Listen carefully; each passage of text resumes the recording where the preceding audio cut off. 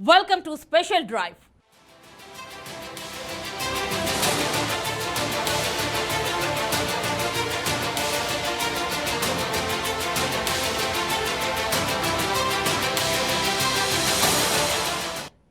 Assembly ఎన్నికల తరువాత BRS పరిస్థితి ముందు గుయ్యి వెనుక గొయ్యిలా మారిపోయింది. ఓటమి అనంతరం బీఆర్ఎస్ నేతలు ఒక్కొక్కరుగా సీఎం రేవంత్ రెడ్డిని మర్యాదపూర్వకంగా కలిసినట్లు చెప్తూనే తరువాత కొద్ది రోజులకే పార్టీని వీడటం విపక్ష బీఆర్ఎస్ నేత కేసీఆర్ కు మింగుడు పట్టలేదు. బెల్లం ఉన్నప్పుడే ఈగలు ముసురుతాయన్న నానుడి ఇప్పుడు కాంగ్రెస్ కు కరెక్ట్ గా సరిపోతుండటంతో అతిశయోక్తి లేదు అంటున్నారు విశ్లేషకులు. ఎన్నికలకు ముందు గెలుస్తుందో లేదో తెలియక చాలా మంది బీఆర్ఎస్ నేతలు కాంగ్రెస్ ను అంతలా పట్టించుకోలేదు. తరువాత ఎన్నికల్లో కాంగ్రెస్ గెలవటం, సీఎంగా రేవంత్ ప్రమాణ స్వీకారం చేయడంతో సీన్ ఒక్కసారిగా మారిపోయింది.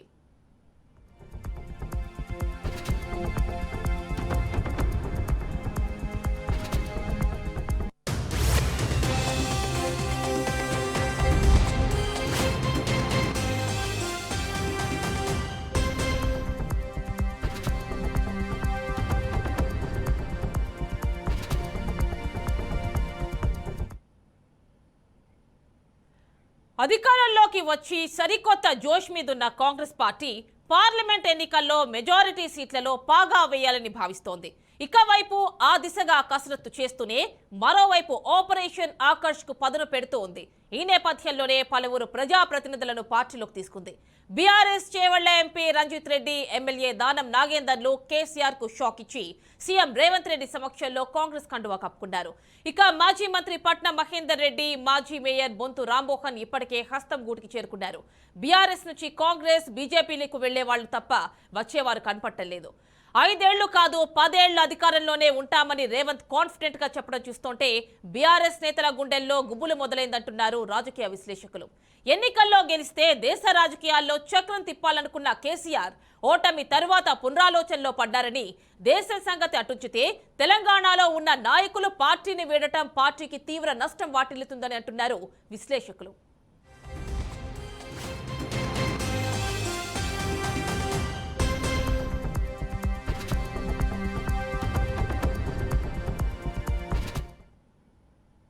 కాగా లోక్సభ ఎన్నికల కాంగ్రెస్ వర్సెస్ బీజేపీ మధ్య జరుగుతున్నాయని ప్రచారం జరగడంతో కోర్ పార్టీ సైడ్ అయిపోవాల్సి వస్తోంది. దీంతో బీఆర్ఎస్ లో చేరేందుకు ఎవరూ సుముఖంగా లేనట్లు తెలుస్తోంది. ఓటమి తరువాత పార్టీని వీడిపోతోన్న నేతలను కంట్రోల్ చేయడం గులాబీ దళపతికి ఇబ్బందిగా పరిణమిస్తోంది.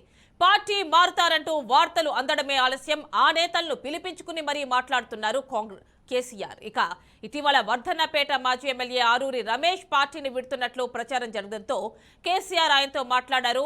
అయినప్పటికీ ఆరూరి రమేష్ పార్టీ విడుతున్నట్లు ప్రకటించారు.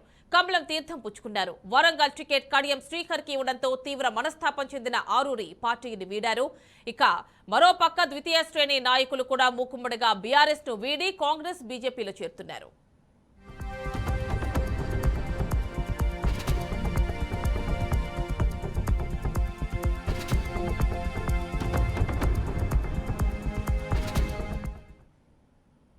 ఇక మాజీ మంత్రి మేడ్చల్ ఎమ్మెల్యే మల్లారెడ్డి, ఆయన తనయుడు Bhadra Reddy, Malkajgiri MLA Manish Rajasekhar Reddy Karnataka deputy CM DK Shivakumar ని కలిశారు. వీరంతా బెంగళూరులోని ఓ హోటల్లో కలిసి చర్చలు జరిపారు. దీంతో మల్లారెడ్డి కాంగ్రెస్ లో చేరుతారనే ప్రచారం వినిపిస్తోంది. ఇటీవలే మల్లారెడ్డికి చెందిన పలు భవనాలను కూల్చింది రెవెన్యూ యంత్రాంగం. ఈ క్రమంలో ప్రభుత్వ సలహాదారుడు వేం నరేందర్ రెడ్డితో 2 గంటల పాటు సమావేశమయ్యారు మల్లారెడ్డి. ఈ భేటీ తెలంగాణ రాజకీయాల్లో హాట్ టాపిక్ గా మారింది. పార్టీ మారేందుకు మల్లారెడ్డి సిద్ధమయ్యారనే ప్రచారం బలంగా వినిపించింది. అయితే Manna Dey BRS working president KTR ను కలిసి మల్లారెడ్డి పార్టీ మారటం లేదని స్పష్టం చేశారు.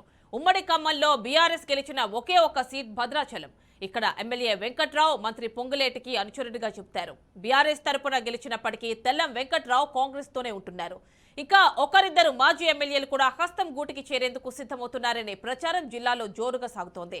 ఇప్పటికే బీఆర్ఎస్ నుంచి సిట్టింగ్ ఎంపీలు బీబీ పాటిల్, రాములు బీజేపీలో చేరారు. మరోపక్క ఢిల్లీ లిక్కర్ స్కామ్ కేసులో బీఆర్ఎస్ ఎమ్మెల్సీ కవిత అరెస్ట్. ఇవన్నీ చూస్తుంటే ఎన్నికల్లో ఓటమి బీఆర్ఎస్ పార్టీని, అధినేత కేసీఆర్ ను కోలుకోలేకుండా చేస్తుందంటంలో సందేహం లేదంటున్నారు విశ్లేషకులు. అయితే రాజకీయంగా ఎన్నో ఒడిదుడుకులను ఎదుర్కొన్న కేసీఆర్ రాబోయే రోజుల్లో ఎలాంటి వ్యూహాలతో పార్లమెంట్ బరిలో దిగుతారనేది తెలంగాణలో చర్చనీయాంశంగా మారిందంటున్నారు రాజకీయ విశ్లేషకులు.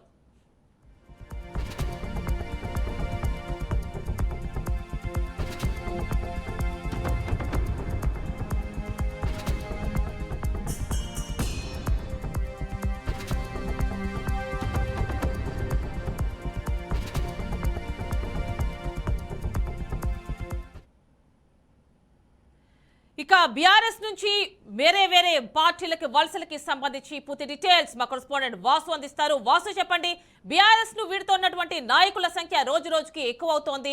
ఇప్పుడు మనం చూసినట్లయితే ఇంకా చాలా మంది బయటకు వెళ్తూనే ఉన్నారు. సో ఇప్పుడు మనం రంజిత్ రెడ్డి విషయమే చూసుకోవచ్చు. నిన్న ఆయన వెళ్ళిపోయారు, దానం నాగేంద్ర వెళ్ళిపోయారు, అరూరి రమేష్ వెళ్ళిపోయారు. ఇలా వరుసగా చెప్పుకుంటూ పోతే చాలా మంది పేర్లు వస్తూనే ఉన్నాయి. సో మరి ఇప్పుడు కేసీఆర్ పరిస్థితి అంటే బీఆర్ఎస్ పరిస్థితి ఏంటి?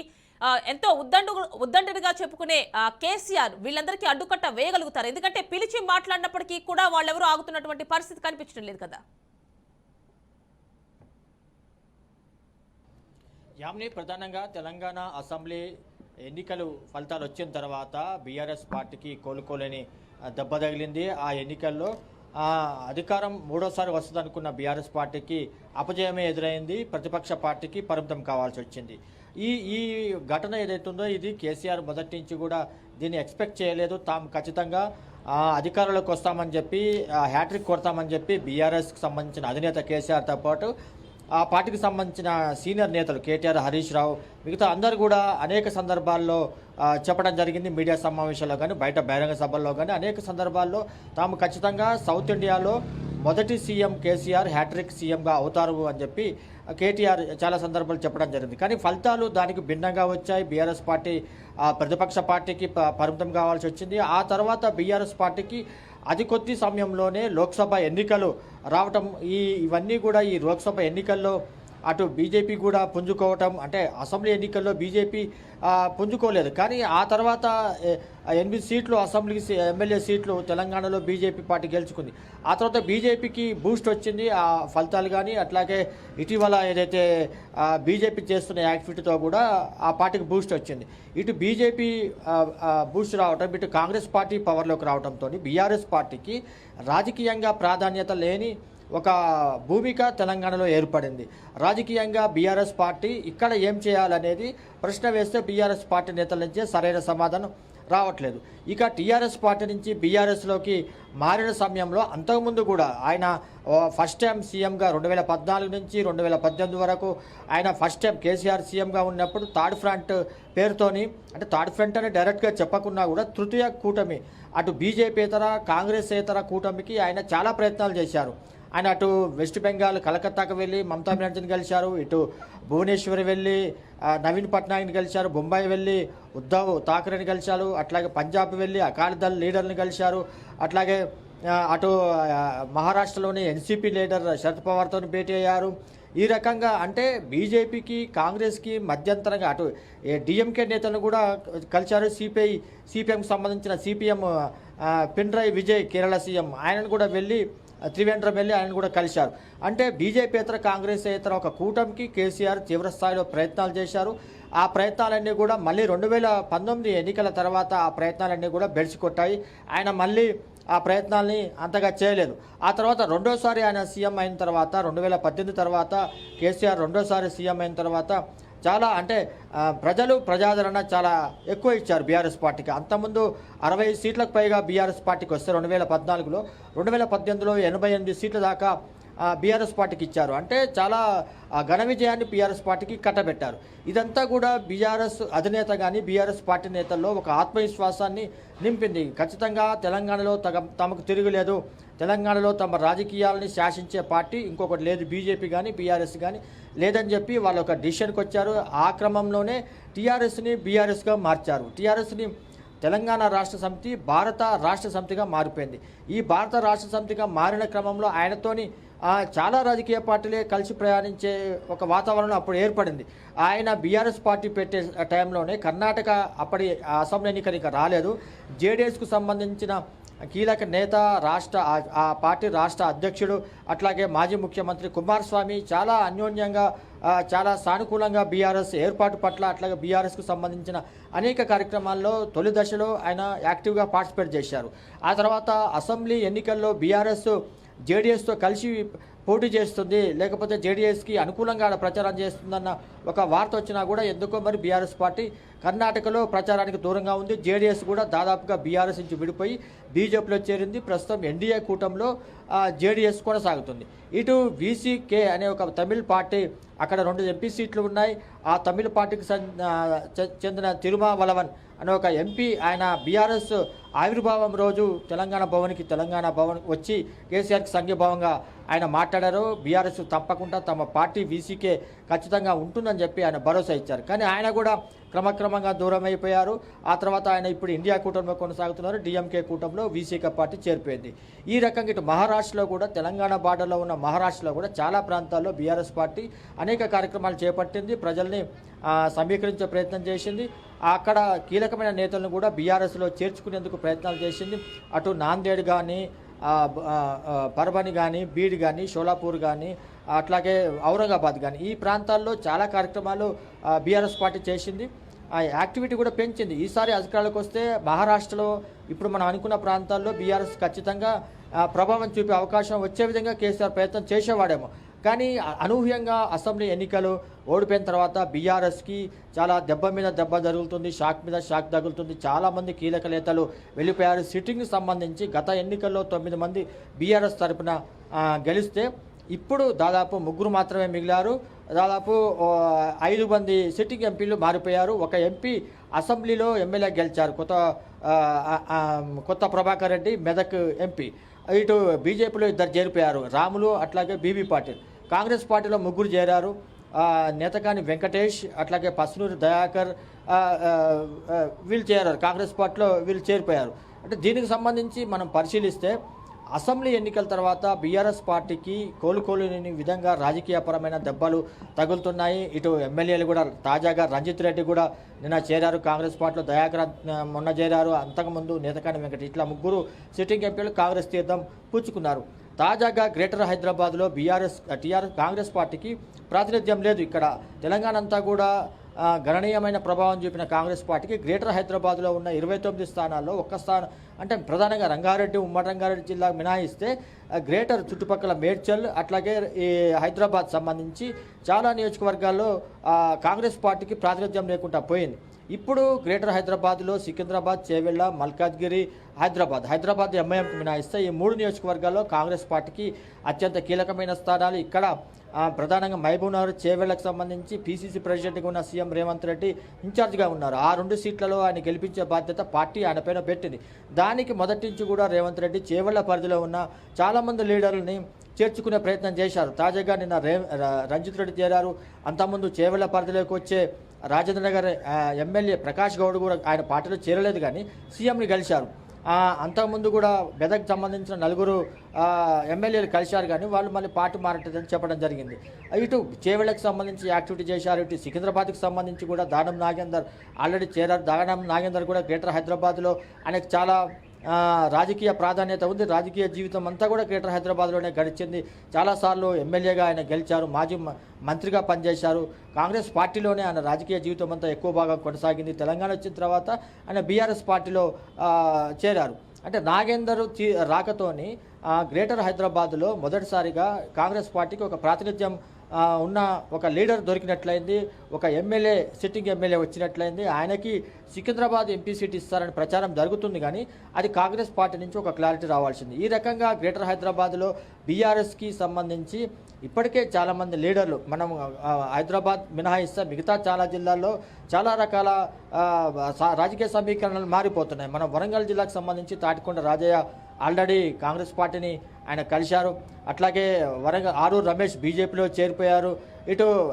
అటు చాలామంది మనం పరిశీలిస్తే ఎమ్మెల్యేలందరూ కూడా కాంగ్రెస్ వైపు చేరేందుకు సిద్ధమవుతున్నట్లుగా మనకి వస్తున్న సమాచారం, కానీ వాళ్ళు రేవంత్ రెడ్డిని కలిసిన పరిస్థితి కానీ. ఇటు గ్రేటర్ హైదరాబాద్కి మనం పరిశీలిస్తే మాజీ మేయర్ బొంతు రామ్మోహన్ కానీ, మాజీ డిప్యూటీ మేయర్ ఫసియుద్దీన్ కానీ, ఇప్పుడు సిట్టింగ్ మా మేయర్ శ్రీలత శోభన్ రెడ్డి, వీళ్ళందరూ కూడా కాంగ్రెస్ తీర్థం పుచ్చుకున్నారు. ఎన్నికలకు ముందు ముందే చాలామంది కార్పొరేటర్లు కాంగ్రెస్ పార్టీలో చేరారు. ఇప్పుడు బొంతు రామ్మోహన్ కూడా సికింద్రాబాద్ సీటు ఇస్తామని ప్రచారం జరిగింది, కానీ దానం నాగేందర్ రావడంతో అక్కడ కూడా పొలిటికల్ ఈక్వేషన్ మారింది. ఈ ఇద్దట్లో ఎవరో ఒకరిని అక్కడ టికెట్ ఇచ్చే పరిస్థితి ఉందని చెప్పి ప్రచారం జరుగుతుంది. ఈ రకంగా బీఆర్ఎస్ పార్టీ అటు పొలిటికల్గా ఏదైతే 2014 నుంచి 2018 వరకు తృతీయ ఫ్రంట్ కోసం చేసిన ప్రయత్నాలేవి కేసీఆర్ ఫలించలేదు. ఆ తర్వాత అసెంబ్లీ ఎన్నికల్లో ఆయన విజయం సాధించిన తర్వాత రెండోసారి బీఆర్ఎస్గా మారిన తర్వాత చేసిన యాక్టివిటీలో మొదట్లో ఆయనతో కొనసాగిన జేడీఎస్ పార్టీ కానీ, తమిళనాడుకు చెందిన వీసీకే పార్టీ కానీ ఇవన్నీ కూడా దూరమయ్యాయి. అట్లాగే జాతీయ స్థాయిలో ఏదైతే కేసీఆర్ కలిశారో బీజేపీ, కాంగ్రెస్ ఇతర పక్షాలు ఏవైతే ఉన్నాయో అవి కూడా మెల్లమెల్లగా పార్టీలు ఇండియా కూటమి వైపు కొన్ని, ఎన్డీఏ కూటమి వైపు కొన్ని వెళ్ళిపోయాయి. అటు కేసీఆర్కి ఏ పార్టీ కూడా అండ వచ్చే పరిస్థితి లేదు. తాజాగా బీఎస్పీతో కూడా మనం చూసాము. ప్రవీణ్ కుమార్తోని ఆల్ ఆఫ్ సడన్గా ఆయనని నివాసాన్ని పిలిపించుకొని కేసీఆర్ మంతనాలు చేయటం, ఆయనని నాగర్ కర్నూలు బీఆర్ఎస్ పొత్తు ఉంటుందని చెప్పి మాట్లాడటం, కొన్ని సీట్లు ఇస్తామని చెప్పి ప్రకటించడం, అటు ప్రవీణ్ కుమార్ కూడా మాట్లాడటం, ఇవన్నీ జరిగిన తర్వాత మాయావతి నుంచి వచ్చిన ట్వీటు కలకలం రేపింది. అసలు దేశంలో ఏ రాజకీయ పార్టీతోని బీఎస్పీ పొత్తు పెట్టుకోదు, తాము ఒంటరిగానే పోతాము, ఎన్డీఏ కూటమి కానీ ఇండియా కూటమిలో కానీ తాము ఉండమని మాయావతి చేసిన ట్వీట్ ఏదైతుందో ఆ ట్వీట్ ద్వారా మళ్ళీ ఈ బీఎస్పీ బీఆర్ఎస్ పొత్తు ఉంటుందా అనే సందిగ్ధత ఏర్పడింది. దానికి మొదట్లో ప్రవీణ్ కుమార్ లేదు, తెలంగాణ రాజకీయాలు వేరు, దేశ రాజకీయాలు వేరు, బీఎస్పీ ఖచ్చితంగా అధినేత్రి మాయావతి ఆమె సహకారంతోనే ఇక్కడ బీఆర్ఎస్తో పొత్తు పెట్టుకున్నా అని ప్రవీణ్ చెప్పారు. ఆ తర్వాత నిన్న మొన్న ప్రవీణ్ చేసిన ఏదైతే బీఎస్పీకి రాజీనామా చేసి జాతీయ స్థాయిలో బీజేపీ బీఎస్పీ మీద ఒత్తిడి తెస్తుంది, బీఆర్ఎస్తో కలవద్దని చెప్పి ప్రయత్నం చేస్తుంది, అందుకే తాను బీఎస్పీకి రాజీనామా చేశానని చెప్పి ప్రకటించారు. ఇవాళ ఆయన సాయంత్రం కేసీఆర్ ఫామ్ హౌస్ ఎర్రవల్లిలో కలిసి బీఆర్ఎస్లో చేరడున్నారు ఆర్ఎస్ ప్రవీణ్. అంటే బీఎస్పీతోని పెట్టుకునే ఏదైతే అలయన్స్ కూడా కేసీఆర్కి ఒక రకంగా కలిసి రాలేదు. ఈ రకంగా దేశ రాజకీయాల్లో అన్ని పార్టీలు బీఆర్ఎస్కు సంబంధించి దూరంగా ఉండటం కానీ, అంటిముట్టినట్టుగా ఉండటం కానీ, అంతకుముందు తెలంగాణ ఉద్యమంలో చాలా పార్టీలు కలిసి వచ్చాయి. బీఎస్పీ కూడా సపోర్ట్ చేసింది, ఎన్సీపీ సపోర్ట్ చేసింది, అట్లాగే అకాలీదళ్ సపోర్ట్ చేసింది, రాష్ట్రీయ జనతాదళ్ సపోర్ట్ చేసింది, సిపిఐ సపోర్ట్ చేసింది, ఇట్లా చాలా పార్టీలు సపోర్ట్ చేశాయి. కానీ తీరా రాజకీయం వరకు వచ్చే వరకు అటు బీజేపీ కూటమి వైపు, ఇటు ఎన్డీఏ కూటమి వైపు, ఇటు ఇండియా కాంగ్రెస్ లీడ్ తీసుకునే ఇండియా కూటమి వైపు రాజకీయ పార్టీలు ఒకరొకరుగా జరిగిపోవడంతో కేసీఆర్కి ఇప్పుడు దేశంలో ఏ రాజకీయ పార్టీ కూడా అండ వచ్చే అవకాశం కనబడట్లేదు. ఆల్రెడీ బీఎస్పీ అంటే ఆయన ఎంతో అంత ఆశ పెట్టుకున్న బీఎస్పీ కూడా తెగదంపులు చేసుకుంది. ఆర్ఎస్ ప్రవీణ్ కూడా బీఆర్ఎస్లో చేరి ఆయన నాగర్ కర్నూలు నుంచి బీఆర్ఎస్ ఎంపీగా పోటీ చేసేందుకు రంగం సిద్ధం చేసుకుంటున్నారు. ఈ రకంగా ఇటు రాష్ట్రంలో ఒక్కొక్కరు లీడర్ సిట్టింగ్ ఎంపీలే దాదాపుగా ఒక ఎమ్మెల్యే గెలిస్తే 8 ఎంపీలలో సిట్టింగ్లో 5 ఎంపీలు పార్టీలు మారారు, 3 ఎంపీలకు ఇప్పుడు మళ్ళీ సీట్లు ఇచ్చారు. ఈ 3 ఎంపీలు కూడా ఇంకా 2 నెలల టైం ఉంది లోక్సభ ఎన్నికలకు సంబంధించి. ఈ 3 ఎంపీలు ఉంటారా, పోటీ చేస్తారా, చివరి వరకు ఉండి నామినేషన్ వేస్తారా అనేది కూడా ఒక కన్ఫ్యూజన్ నెలకొంది.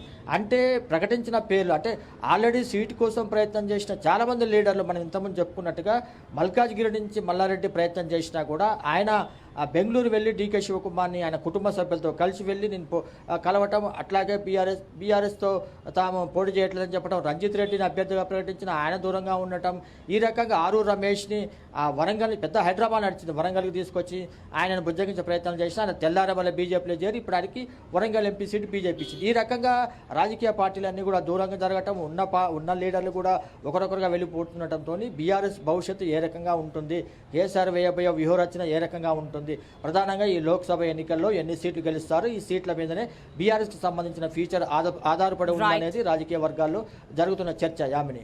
Right Vasu, thank you. అది బీఆర్ఎస్ ను ఒక్కొక్కరుగా వీడుతున్నారు. కేసీఆర్ ఆపుదాం అనుకున్నప్పటికీ కూడా ఎవరు ఆగని పరిస్థితి కనిపిస్తుంది. చూడాలి మున్ముందు మిగిలిన ఆ 3 ఎంపీలైనా కానీ మిగులుతారా లేదా అన్న విషయం. ఇది ఇవాల్టి special drive. Stay tune to BRK news Telugu సత్తా.